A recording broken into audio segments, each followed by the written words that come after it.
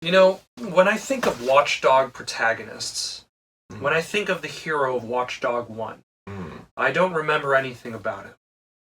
Do you? He had a cool hat and trench coat. And then there was the hero of Watch Dogs 2. He had a name.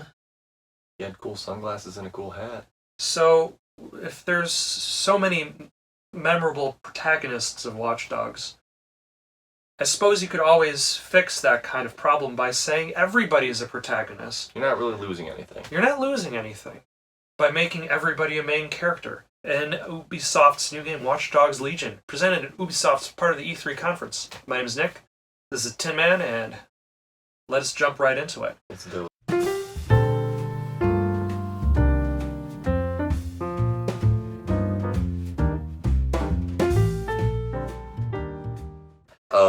I was impressed because it's been a while since I've been to London.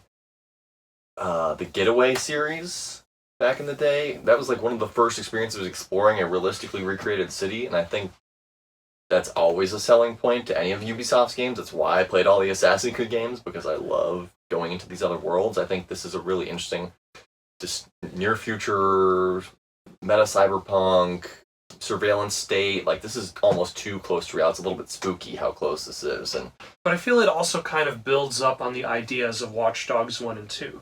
Yes. Because part 1 was just introducing the idea that there are these hackers. Right, and it was set in Chicago, which is awesome. I bought it because it's set in Chicago. And that provided a certain amount of novelty that excused some of the failings of the game. Technically speaking. Yeah. And then part 2 kind of expanded upon that security aspect of it. And then part 3 looks like they're going to expand even more on the idea of...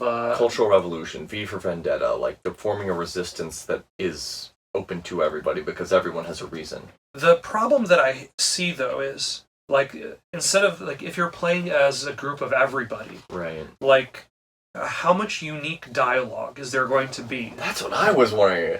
How many redundant lines of dialogue for thousands of different character models, all these story branches? Like, that seems like a huge endeavor. Are there going to be meaningful character interactions? Right. Will these characters mean nothing to you other than this guy is a droid expert? Right. Or how disposable is everyone? Could you theoretically play as little Grammy throughout the entire game? Keep her alive? Like, that would probably be the slowest Twitch stream of all time. She's like driving her hover around, like I like it. I thought it was very funny, and I watched so much. They showed so much gameplay, and it all looked really interesting. And although remember, like Watch Dogs 1 presented a lot. Oh god, yeah. And one of the issues with that is there was a lot of descaling in that time of lighting engines. So totally. Watch Dogs, the final version, didn't quite look as good, but at the very least, it did behave as well as it presented. Right. It was some bullshot there for sure, but... So, like, how much of this is bullshot, and how much of this is actual game? Like, how much of the dialogue that was presented to us was part of the demo? Yeah. If you had different characters, would they say different things, or would they say the same things? Yeah, it's a good question. I think the concept of recruitment and in a vivid, lively, open world in the state of Brexit, like the headlines being reflected in the game is really interesting. I think Ubisoft always pulls off interesting and cool stuff. They can deliver. In terms of actual compelling campaign, that remains to be seen. Although, if there's anything that I would say for video games, though, if the campaign is interesting, that makes up for a character who might not be as strong. Like, consider all of the silent protagonists, right? Who you don't really know anything about except that they've got a weapon and they've got a function. Exactly. The game they exist in makes them look better. I don't know, Legion. It is a strange concept because so many studios are really focused on developing a character and hinging their narrative on that, and we laud that, and yet in this case it's almost far end of the spectrum where there's detachment from the individual and detachment from the cult of personality that your main character, your poster boy, sells. Like, what does the poster of this game look like? An old granny? Yes. An old I granny. would buy that poster. I'd buy that game. Let's do it. In fact, what is the pre-order? It's a pre-order statue of a granny. That's what I would like to see in. You know how like when a game comes out and it gets really big and the character art gets really big? Sure. And All you the go fan to like a arts? comic convention and Oh you see my. the characters all over the place? You're absolutely right. Now I have to make some fan art of Granny from Legion. There you go. Thank you. You need to be able to go to a Comic-Con and you need to see... Cosplayers. I got a friend who's a cosplayer, an 80-year-old Granny, and she's going to pull this off. This is it. We're set. Exactly. Something for everyone. What else? What else we got from Ubisoft? What else caught your attention there? There was a lot. There's a lot, and I feel that Ubisoft also kind of suffers from the entire idea of maintaining communities. Every franchise, every community. With Rainbow Six Siege, with Ghost Recon Breakpoint, feels like they're trying to maintain the community from Wildlands to Breakpoint. Sure. The Division 2 with its expansions. They're not just announcing expansion 1. They're announcing expansions 2 and 3. I like the Division though, and I think it's cool that they have like a zoo, like a college, like they kind of set up the next interesting locales, and they're doing it right. But the free play this week, right? Like they're really trying to get people jumped into the game. So. Although the Division movie, right, they're going hard. Directed by David Leitch, the director of Atomic Blonde, Deadpool 2, that's a good Hobbs and Shaw, and is an uncredited director for John Wick. Cool. So, cool stuff. Jake Gyllenhaal, Jessica Chastain. I saw that, and I'm like, they're going hard on this movie. It could be good. It could actually be good. But it's Netflix, right? But it's Netflix has been getting better with their movies. No, I mean I agree. Netflix. I watched their TV that shows Mother one, that Mother Robot one this week. They've done some very good stuff, and it just it's almost a faster, like fast track vehicle to get movies made as opposed to going through like the theater route, which is cool because I go to the theater, but I also sit home and watch Netflix every single night. So I will watch your movie Division. And then also to maintain your communities, you've got Brawlhalla adding characters. I didn't realize how huge that game was. Neither do I, but it's Adventure Time. I think it's for a market that's not quite in our. I think it's younger kids. Not in our wheelhouse. Yeah, it's like a Smash Brothers like. Kind of like Just Dance 2020. Sure. Don't eat. Come on, man. Don't breathe. Don't sleep. Just dance. Just dance. With a panda. With a panda. I mean, like, who else would you dance with? They were wise to bring that panda back. Not pandas? That would be madness. Preferably also, I didn't realize it, but I feel as though memes have an accelerated aging process. Because, you see it here. Yeah, I saw that too. Because, like, they bring out that... the Skibbity Wop Pop, and I'm like, that song was awesome 6 months ago. But I didn't even realize that was only 6 months ago. I thought it was, like, years ago. It just feels that way because time's speeding up and we're nearing the edge of a black hole event horizon. It's like in Black Panther, when Shuri goes out and she's what like, "What are those?" Like, oh, you just dated this horribly. Jeez. Yeah, I think the rate of even like. Well, you see, I get told a lot by my younger cousins, like that's not a dank meme anymore. It's not a fresh meme. See, Wakanda has all the great technology, but they're a little bit. They can't keep up on the memes. It's impossible. Who can? Who has the time? We're grown men with day jobs. We don't have time for that shit. We don't have time to keep up on the memes. We really have time to keep up with these games. I mean, that's what we're here for. We're just trying to give you guys a rundown, neat little package, so you know vaguely what's going on. Because God. But only vaguely. Only vaguely. No only specifics. Cursorily, no specifics required. Only clues, no solutions. Yeah. Heck, lack of time is definitely an issue that prevented me from finishing Ghost Recon Wildlands. I liked Wildlands. And it's actually not bad. Yeah. It's interesting. But here we have John Bernthal as Cole Walker. And this is Bam Bam the dog, and everyone was just going nuts for this dog on the stage. And it was a cute dog. That was a wise decision of them to bring a dog on stage. But it's his dog. It's his dog, yeah. Right? I mean, it's cool. Although there is a lot of emphasis on being hungry.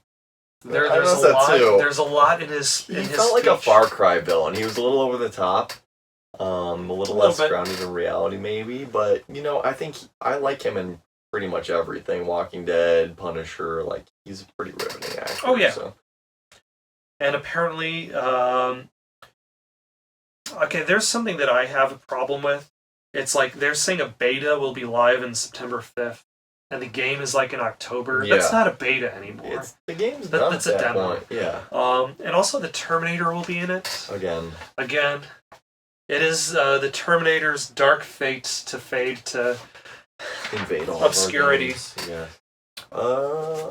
By the same token, so Tom Clancy Elite Squad was featuring Sam Fisher in a mobile game. Much like Sam Fisher's fate to fade away. Everyone's just begging to get another Splinter Cell because we haven't had a really good one since Chaos Theory. But and the closest we're going to get is going to be him in other games. Like a top-down isometric shooter.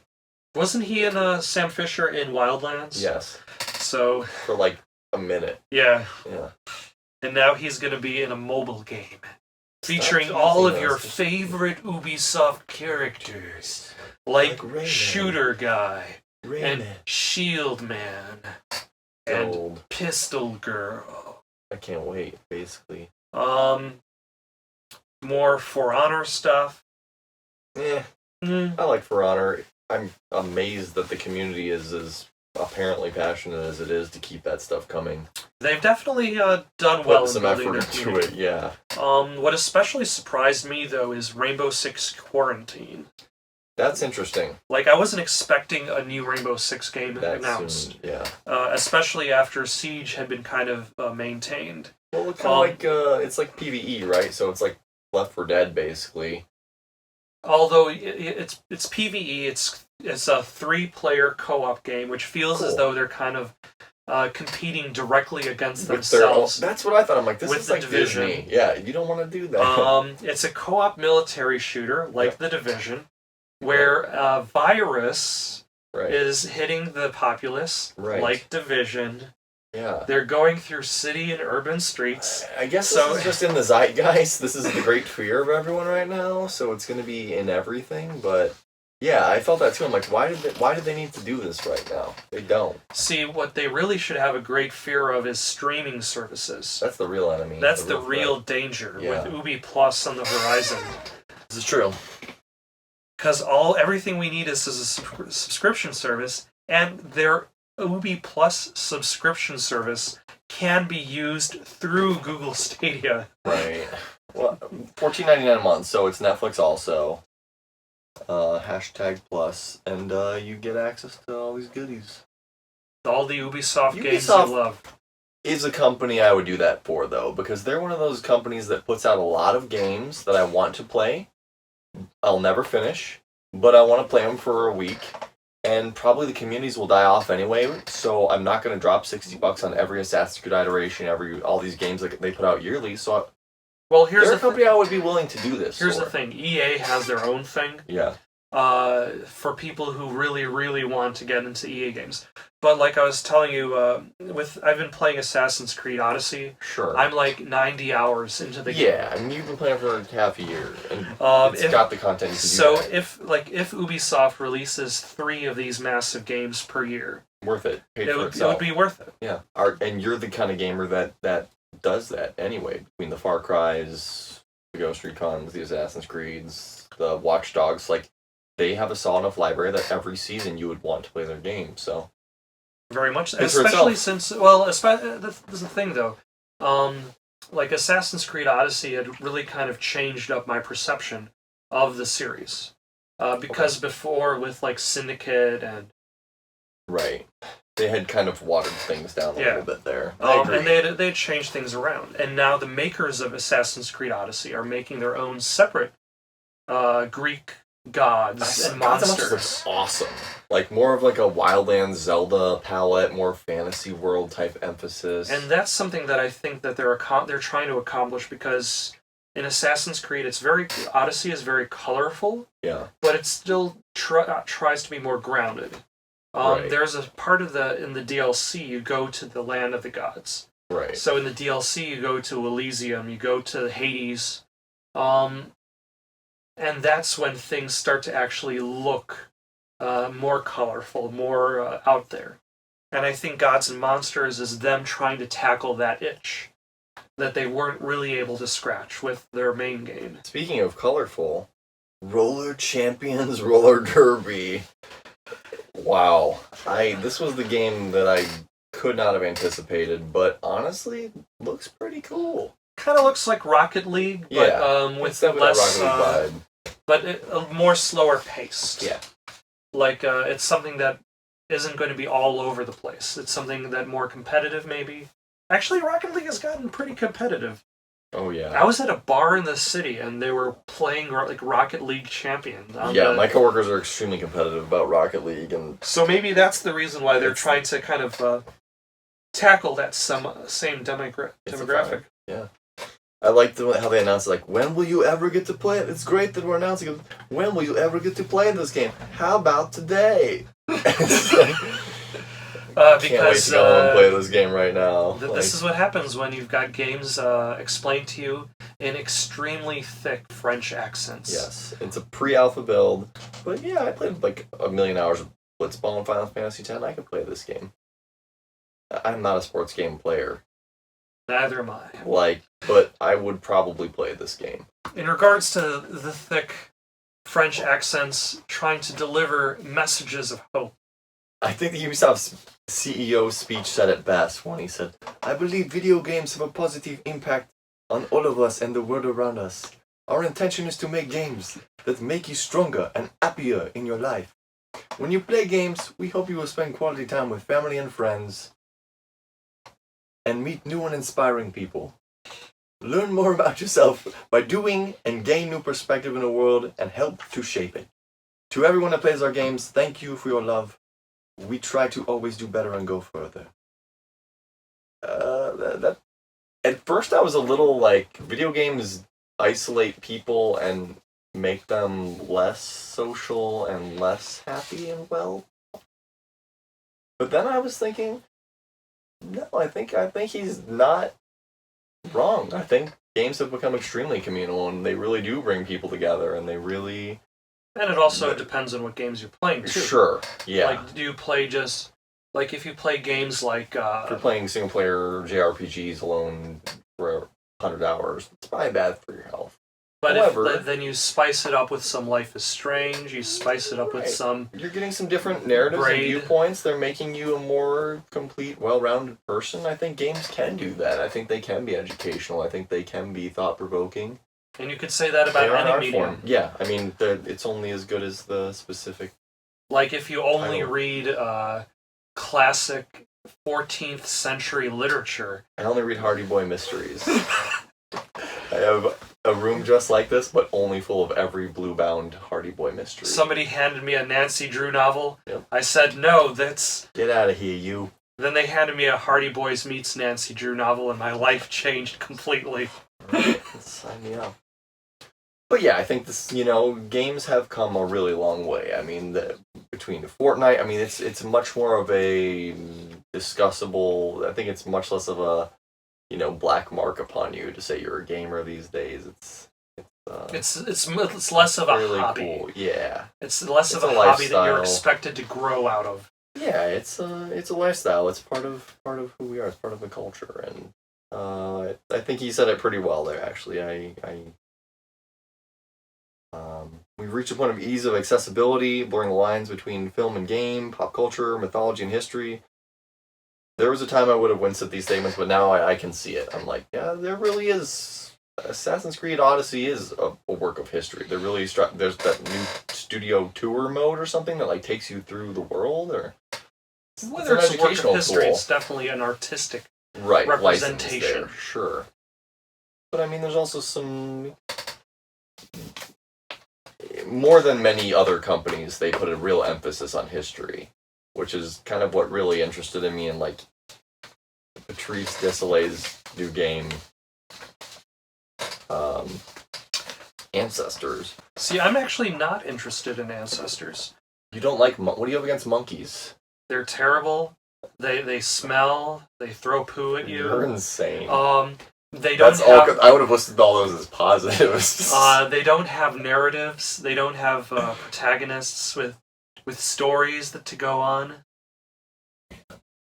What do you have against monkey parkour? Okay, so crazy old Patrice Desolé, Assassin's Creed's creator, who came up with all the Animus stuff, all the cool concepts from the first, 5 games when they were good, before they went bad, and now they're good again. Third-person survival type game. You're in Africa 10 million years ago. It's the missing link. You're a monkey. You're starting out as prey on the savannah, being eaten by lions and hyenas and giant centipedes, and you're connecting the neural network of, I can now switch a stick from one hand to another while walking, and I can now grapple, choke out a hyena. It's really interesting. It's an interesting idea. Yeah. It definitely kind of definitely it's more like a tech demo. Yeah. Yeah. It definitely feels like something Peter Molyneux would sell as part of a game. Fable. It would be in the background while you're doing the other stuff. Exactly. The grass will be growing in real time. Right. Do you remember BC, his game he was going to pitch for Xbox? It was you were a team of cavemen, building forts, fighting dinosaurs. That never came out also, but looked amazing. This, I hope, is going to be that. I want to be a monkey doing parkour and kicking dinosaurs in the face. And I'm fine playing Mirror's Edge with my monkey again. baby. As a monkey, though. That's what I want, with my monkey baby on my back. Press B to birth monkey. Yes.